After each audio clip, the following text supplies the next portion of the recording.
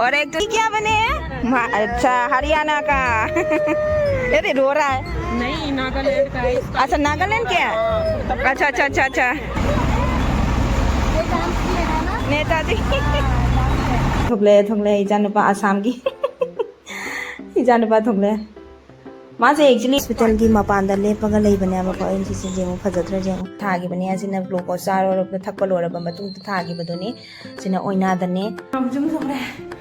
वा अपना सीरे सिगी जका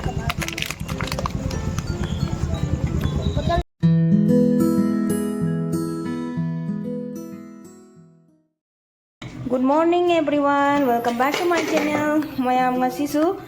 doctor checkup chalugi ge ultrasound to bai chatoi aduna cha hinjang loi thong loi khong jam thong ya basi ko carrot ka kai ka hapchalaga tawre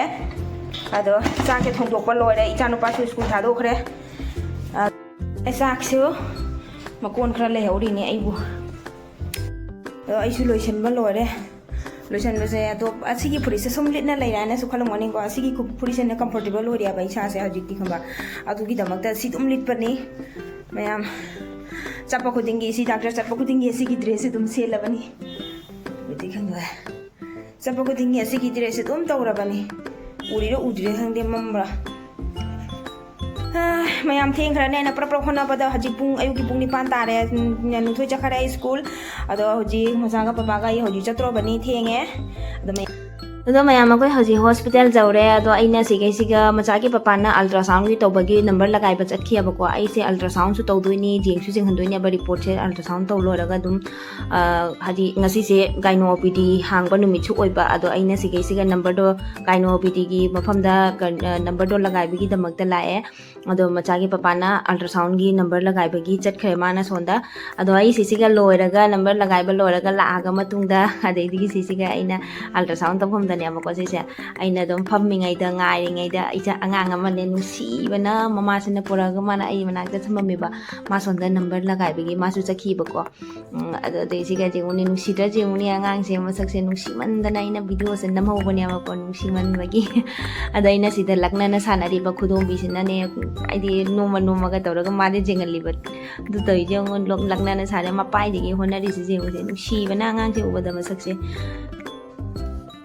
ado nga leiraga aingonda su dum kawriya ba ko lao haidana toi change ado mayam ai hoji ultrasound to basu loire report su jeng halamme doctor da ado lora thokla matung da hidak lobagi changak pani ado sugar test ki su sugar test to bagi su haira e titi tha bagi su haira e titi sina ngasi tha do ni ado sugar test ki do di hayeng oina tawroina haina haya ba ko khali peta tawdoini aduna khali peta oina tawrani hayeng amuk lakpai mathau tarani aduni mayam su the next day ado mayam asina mathangi numit ni ahan bagi fasting gi blood ti laukhre ahumlak tawna lawtuini glucose amuk tha ga loraga matungda haji aina hoji blood lawgri se ko pung 8 dani ba ko lawgri se adu pung 10 da amuk amuk la oina hai ba ko kaiso bo cha da bida haji glucose tha ga ne asi glucose se moina lab te gi tawraga pi pina ba chang se tawraga 300 ml pan ising da thaktoine ba ko asina aina glass pore chamas pore se loina poraga dagi jum dagi pujarak ni ado se jaga nairaga si thaktoine aina 300 ml tawraga ani rak thokna thaiya ba ko ai glass se pick panina ado ai se aina hojik lai se ai thantani haidi mas duty ta panina ma do lakpa yada ma do lakpa yade aduna ai se tuktugi de tawraga haina mana haina raga du tuktugi de tawraga ai lakpane ba ko haji ai se siga glucose se thage na tawri se da phammi ado mayam ai hoji se thae thakpa loraba matungda ai ngahak se siga sum phammaga tv su leba tv mamang da ne ba ko ina phammi se dum ngai bo ina pung 10 ta ba ngai bo ina tv mung jeng ya mung mobile mung jeng tawna lei re ba ko asini do halaga dum pung 10 ta re na matam jawre na mung chatle yam amaga mung tharaga thokle amaga tharaga se se thara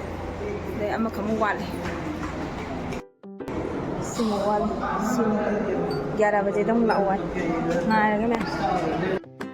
Asi sina jenguneng mamang da jet da thagi banya ba ko adegi son sai ta namu asina fasting da thagi bodoni jet da thagi bani asina glucose charo da thakpa lora ba matung da thagi bodoni sina oina da ne ado puna mak thaba lore haujiga mu sege dakpha mani khak tari se asi se ꯑꯩꯗꯤ ꯑꯍꯨꯝꯂꯛ ꯊꯥꯈꯤꯕꯒꯤ ꯑꯁꯣꯝꯗ ꯁꯤꯒꯤꯁꯤꯒ ꯁꯥꯏꯗꯇꯅ ꯑꯣꯏ ꯊꯪꯕꯒꯤ ꯁꯥꯏꯗꯁꯤꯗꯅ ꯑꯅꯤ ꯊꯥꯔꯦꯀꯣ ꯑꯗꯒꯤ Z ꯊꯪꯕ ꯁꯥꯏꯗꯁꯤꯅ ꯑꯃ ꯑꯗꯣ ꯑꯩ ꯍꯧꯖꯤꯛ ꯄꯨꯡꯂꯣꯏ ꯂꯣꯏꯔꯦ ꯊꯥꯕ ꯈꯣꯠꯄ ꯂꯣꯏꯔꯕ ꯃꯇꯨꯡꯗ ꯑꯩ ꯆꯥꯅꯕ ꯄꯨꯔꯛꯑꯦꯕꯅꯦꯀꯣ ꯑꯗꯨꯒꯤ ꯆꯥꯕꯒꯤ ꯇꯤꯐꯤꯟ ꯄꯨꯊꯣꯔꯛꯑꯦ ꯆꯥꯒꯦ ꯍꯥꯏꯗꯅ ꯑꯩꯅ ꯌꯨꯝꯗꯒꯤ ꯁꯨꯝ ꯑꯉꯥꯡꯒꯤꯁꯨ ꯕ꯭ꯔꯦꯛꯐꯥꯁꯇ ꯍꯥꯏꯗꯤ ꯄ꯭ꯂꯥꯎ ꯇꯧꯔꯒ ꯍꯧꯔꯒ ꯄꯨꯈꯤꯑꯕꯀꯣ ꯑꯗꯣ ꯑꯩꯒꯤꯁꯨ ꯈꯔ ꯑꯗꯨꯝ ꯇꯧꯔꯒ ꯄꯨꯔꯒ ꯂꯥꯛꯑꯦ ꯑꯗꯣ ꯇꯤꯐꯤꯟꯁꯤꯒ ꯁꯤꯒ ꯂꯩꯔꯦ ꯑꯗꯨꯗꯒꯤ ꯑꯦꯄꯜꯁꯨ ꯌꯥꯎꯔꯦ ꯗ꯭ꯔꯥꯏ ꯐ꯭ꯔꯨꯠꯁꯨ ꯂꯣꯏꯅ ꯍꯥꯞꯄꯒ ꯄꯨ ꯂꯥꯛꯑꯦꯕꯀꯣ ꯑꯩꯅ ꯁꯤꯁꯤꯒ ꯑꯗꯣ ꯍꯧꯖꯤꯛ ꯆꯥꯈꯤꯒꯦ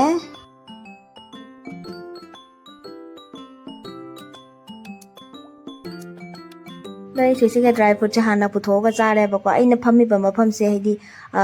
ꯑꯩꯒꯤ ꯐꯝꯃꯤꯕ ꯃꯐꯝꯁꯤꯒ ꯀꯅꯥꯝꯕꯨꯗꯤ ꯂꯩꯇꯦꯕ ꯑꯩꯅ ꯂꯩꯇꯕ ꯃꯤ ꯂꯩꯇꯕ ꯃꯐꯝꯗ ꯑꯗꯨꯝ ꯄꯨꯔꯛꯑꯒ ꯐꯝꯃꯒ ꯆꯥꯕꯅꯦꯕꯀꯣ ꯁꯥꯏꯠ ꯑꯃꯗ ꯇꯧꯔꯒ ꯑꯗꯣ ꯑꯩ ꯆꯥꯕ ꯂꯣꯏꯔꯦ ꯑꯗꯣ ꯑꯩ ꯆꯥꯕ ꯂꯣꯏꯔꯒ ꯊꯣꯛꯂꯛꯑꯦꯕꯀꯣ ꯃꯉꯣꯟꯗꯁꯨ ꯐꯣꯟ ꯇꯧꯅ ꯍꯥꯏꯈ꯭ꯔꯦ ꯃꯥ ꯇꯨꯛꯇꯨꯀꯤ ꯍꯥꯏꯈ꯭ꯔꯅꯦ ꯍꯥꯏꯕꯀꯣ ꯇꯨꯛꯇꯨꯀꯤꯗꯣ ꯂꯥꯛꯑꯅꯤ ꯑꯗꯣ ꯉꯥꯏꯍꯥꯛ ꯂꯩꯔꯒ ꯃꯄꯥꯟꯗ ꯉꯥꯏꯅ ꯂꯩꯕ ꯍꯥꯏꯗꯅ ꯑꯩ ꯊꯣꯛꯂꯛꯑꯦ ꯃꯄꯥꯟꯁꯤꯗ ꯑꯗꯨꯒ ꯌꯦꯡꯉꯨꯅꯦ ꯃꯌꯥꯝ ꯍꯣꯁꯄꯤꯇꯥꯜꯒꯤ ꯃꯄꯥꯟꯗ ꯂꯦꯞꯄꯒ ꯂꯩꯕꯅꯦꯕꯀꯣ ꯑꯩ ꯁꯤꯁꯦ ꯌꯦꯡꯉꯨ ꯐꯖꯗ꯭ꯔꯥ ꯌꯦꯡꯉꯨ ꯉꯥꯏꯍꯥꯛ ꯂꯩꯔꯒ ꯇꯨꯛꯇꯨꯀꯤꯁꯨ ꯂꯥꯛꯑꯦ ꯑꯗꯣ ꯍꯧꯖꯤꯛ ꯌꯨꯝꯗ ꯍꯜꯂꯦ ꯆꯠꯂꯦ ꯍꯥ ꯇꯨꯛꯇꯨꯛ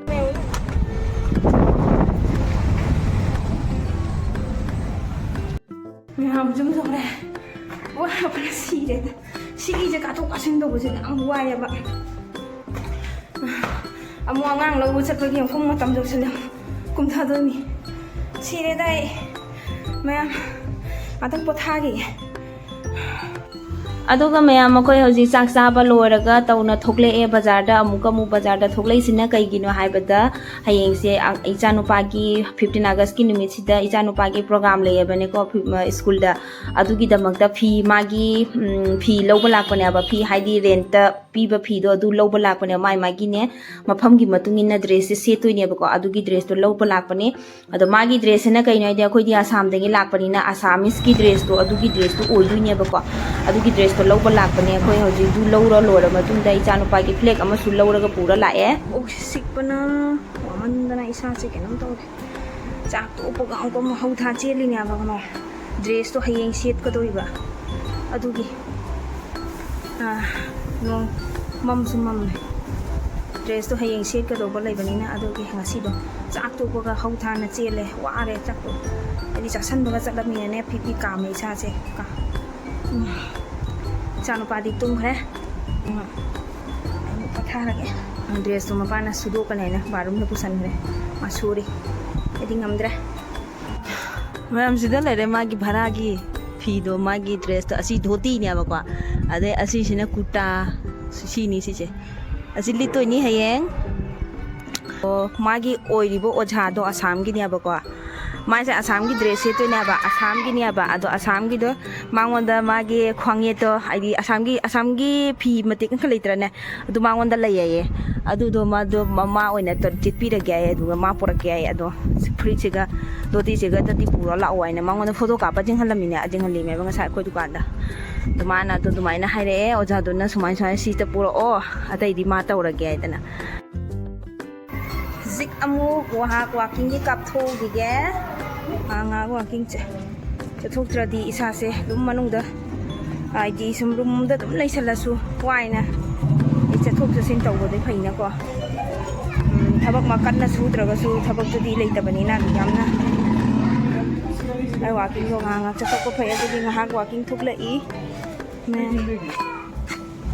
ꯋꯥꯃꯟꯗꯅ ꯃꯌꯥꯝꯁꯦ ꯁꯤꯒ ꯐꯥꯁ ꯐꯨꯗꯀꯤ ꯗꯨꯀꯥꯟ ꯂꯩꯔꯤ ꯃꯌꯥꯝ ꯑꯃ ꯁꯤꯒ ꯆꯪꯉꯛꯑꯒ ꯐꯝꯃꯒ ꯀꯔꯤ ꯆꯥꯁꯤꯒꯦ ꯍꯥꯏꯅ ꯔꯣꯜ ꯑꯣꯏꯅ ꯚꯦꯖ ꯔꯣꯜ ꯑꯣꯏꯅ ꯆꯥꯔꯒꯦꯅ ꯇꯧꯔꯦ ꯁꯤꯒ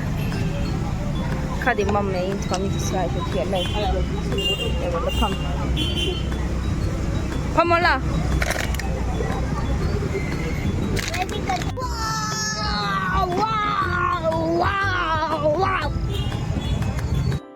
ꯑꯗꯨꯒ ꯃꯌꯥꯝ ꯑꯩꯁꯦ ꯆꯥꯅꯤꯡꯃꯟꯕꯒꯤ ꯃꯌꯥꯗ ꯍꯨꯛꯆꯟꯈ꯭ꯔꯦꯀꯣ ꯑꯁꯥꯕꯁꯦ ꯁꯥꯅꯁꯨ ꯃꯨꯛꯆꯟꯈ꯭ꯔꯕꯅꯤꯅ ꯃꯌꯥꯁꯦ ꯌꯧꯔꯒ ꯁꯥꯃꯟꯈꯤꯗꯅ ꯐꯨ ꯀꯥꯝꯅ ꯂꯩꯔꯦ ꯍꯥꯏꯕ ꯑꯩ ꯅꯣꯡꯁꯨ ꯅꯣꯛꯅꯤꯡꯉꯦ ꯈꯜꯂꯨꯔꯒ ꯆꯥꯅꯤꯡꯕꯒꯤ ꯃꯩꯅ ꯅꯝꯁꯤꯟꯕꯗ साया और बोतल का चला गया हम बोतल लेके कमा बोतल ले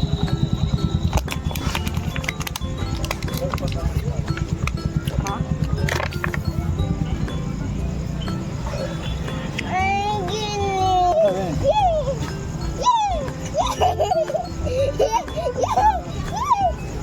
The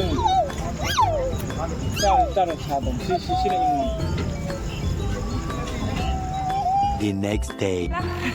손들 라 드레스 징기네 낭기 드레스 마 가이라 चानुपाकी ड्रेस थें खरे गाई लामा रे आदा सो आंगां खरे लाए है करी करी नो मोई ने एनिमल की ड्रेस नी अकोई और करी नो बनी ने आज क्या बनी हो टाइगर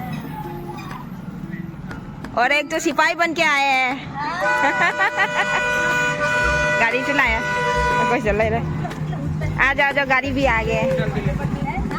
और आज ये क्या बने हैं अच्छा हरियाणा का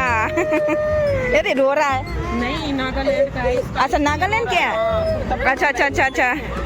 रोना नहीं चलो गाड़ी आ गया चलो ये लो देख ले लो नानू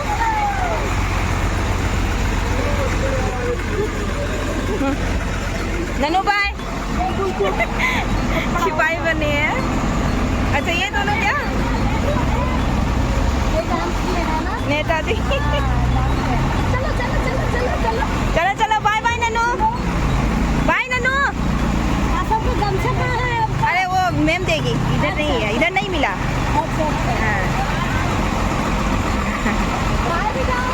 कर अदुगा मयाम असिसिना मोगी स्कूल फंक्शन तौबदो अदुगी प्रोग्राम तौबदो अदुदो थारैनेबको मेमना मोगी मेमदना थारकनी असि माई मफम की ड्रेस तो सेटलगा मतुंगिना पोस्टर से पाइरिसे माई मफम दुगी ममिंग इरि मेबको उ फंगब्रा फंगदब्रा दि खंगद्रे अदो से अहांबा थोखरिदना मध्य प्रदेश की मथंगी सिना करिनो जम्मू कश्मीर की कहीं उ फंगदे मोई एक्टिंग से तौरिनेबको आंगांग सिंगसे इसै जावेबको आइना इसै दलथोखरे हदी कॉपीराइट जागने ने इसे दो हुंग्रा दुम अखोगी इंडिपेंडेंस डे की इसे नेबको सइसे को अदो आइना दुम कॉपीराइट चाराने ने दो लौथोखिबने असिना मु थोकला ए करी गिनो खंदी हिमाचल प्रदेश की नेसिना हिमाचल प्रदेश की नेसिना अदो मथंग थोलक तो जे वेस्ट बंगाल की ओइदोइने असिना वेस्ट बंगाल की नी अदो मथंग तौना मफम की देश की मतुंगिना ड्रेस से सेटअप तौरगा अदि मी सिंग दुसुनियाबको मोइ सिंग वेस्ट बंगाल की वेस्ट बंगाल की नाबा माई मफम की ड्रेसिंग सेटना दो तौरनेबा सिसिना साउथ की नी कई सिना आंध्र प्रदेश की कहीं ओइदरे आंध्र प्रदेश ओर मारसिना हदी मोइसे लापना कापनिना इजानपा थोकले इजानपा आसाम की इजानपा थोकले मासे एक्चुअली दी मणिपुरी ओरगो सो खोदी आसाम दे लापनिना आसाम की नेने दो सेललेबको मचक तो मा थांगलगा चली दिसे ngang tawri wa mataw sing se ubada nusi bana ngang sing se khalluraga asini mayam ngasi gi video se sum haidi school gi su independence day gi su pulle numi humni jangna video se semak pani ado numi humni gi video ni haiba tare independence day bau gi video oidoi ni si se अदो video से खितंग दी सांगेबको अदो कई उपाय दी लेते आदि आंगांग सिंगी मोगी programme से तौरी से को असि से तुम जेंगहनिंग बजना वीडियो से सम सांगना तुम थागा जारे अदो नुसिद्रने आंगांग मचा मचा पिसक सिने ड्रेस से तौरगा सेलगा आदिगी माई एक्टिंग सु तौरी ने मोसे जकोय का सादना का तौरी से नुसिद्राय बा आंगांग सिंग से ने तौरी म मतौ से अदो असिनी मयाम वीडियो से आइगी तुम हाइदी स्वाइ से सुम वीडियो से लोशन जरागे अदो सिगदा ओइना सुम लोशन जरागे मथंगी सिसु पंजाबी असिना पंजाबी नि असिना पंजाबी थोकले अदो मयाम आइगी वीडियो से स्वाइ से सुम lotion Jarange बको मयाम नुंगाइ बिरेकदी like share subscribe तौबो काउबिगनो मयाम